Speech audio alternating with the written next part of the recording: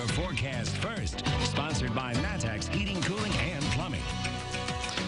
All right, here we are, Our Town Rantoul, back once again. Behind me, the pool. People are enjoying themselves, and even closer to me, of course, the Illinois pork producers, and they've got some great food out here. As always, we're going to be talking more about coming up.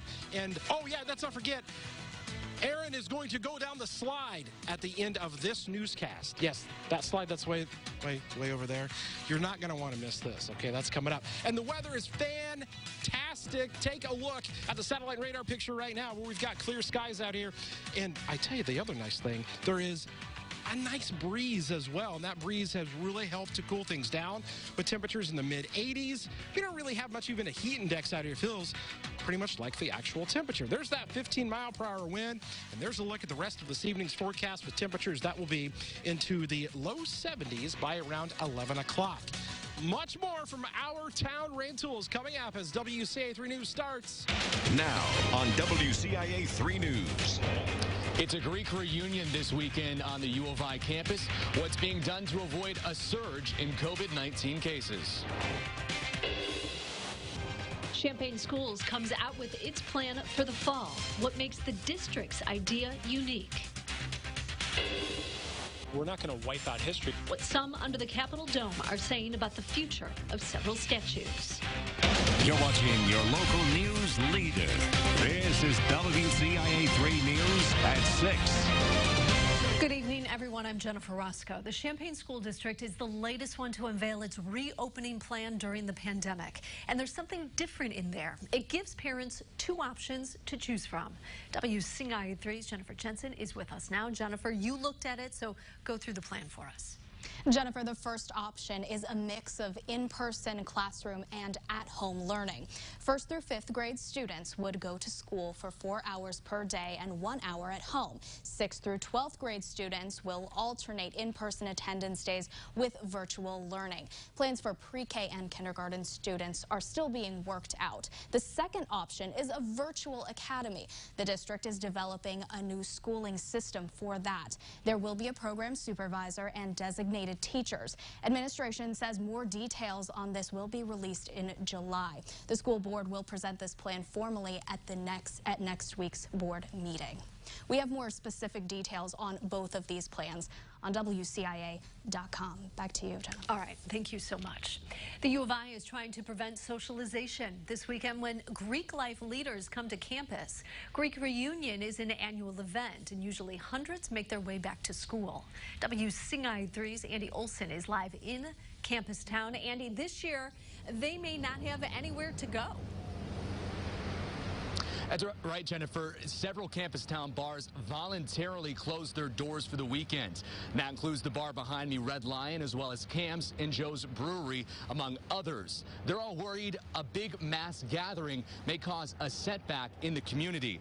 Now, school officials say the reunion isn't to the magnitude of unofficial, but it's still significant. The bars in Campus Town are already under stricter rules. The city of Champaign put an ordinance in place last week that caps their capacity at 50% and stops anyone under 21 from being in the bars after 9 p.m. The university, city, and public health all don't want everyone's hard work to get to this point to be in vain. If you want to come back in the fall and you want to have some sort of a student experience, then you got to start practicing the social distancing, the face coverings. There are so many people that are doing a good job, and we don't want just a few to mess it up for everybody else. Public Health says they have people who will be physically monitoring the bars. Now they will also check on Champaign and Urbana bars in case people decide to go there instead. Now today I've been through Campus Town, I've been through the campus area, and there is a bigger presence of people around fraternity and sorority houses. But now as you walk through Campus Town on this evening, it seems just like any other summer evening during the pandemic. In Champaign, Andy Olson. WCIA 3, your local news leader. Andy, thank you. There was another jump in COVID-19 cases in the state. Public Health announcing more than 1,300 new ones. That's the most in more than a month. That brings the total to more than 151,000. The positivity rate in the last week has gone up to 2.9%. 25 more people have died. There are now around 7,100 deaths in Illinois. And this is a follow-up. Yesterday, we told you about a glitch in the state's unemployment system. That glitch is stopping lots of people from getting any money. We asked you to tell us if you were dealing with the same problem, and since then we have been flooded with emails about it. WCIA3's Courtney Bunting is live in our newsroom. Courtney, one email after the other was sadder than the other. What are people supposed to do? Well, Jennifer, I wish there was an easy answer, but there doesn't seem to be one. What the unemployment office is urging people to do right now is what we've told you about before, and that's to use their callback system. What that means is you have to go through prompts, call them, go through prompts, and ask for a call back. Your name then goes into a queue behind an unknown number of people. Problem is, dozens of you say you're never hearing back. Some of you have told us you've reached out to state lawmakers. I talked to Senators Scott Bennett and Chapin Rose, and they both say they're getting dozens of calls from people about this. In response, they're also reaching out to IDES for these people, but they're also concerned about the capability of those returning the calls. I encourage people, be that squeaky wheel.